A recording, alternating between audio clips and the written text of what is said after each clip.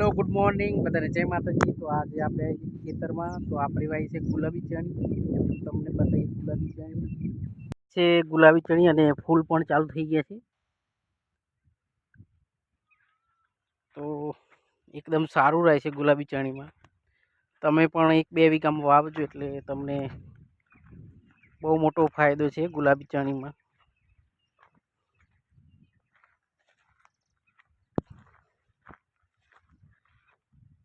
તો આ જો ગુલાબી ચણી છે, તો એક જ પાણી મૂક્યું છે। આ એક પાણીમાં આટલું વિકાસ છે ગુલાબી ચણીનો।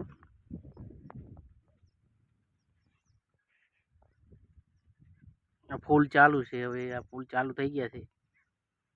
તો ચેનલ પર નવા સબસ્ક્રાઈબ લાઈક શેર જરૂર કરજો। તો મળીએ એક નવા વિડીયોમાં, ત્યાં સુધી બધાને જય માતાજી।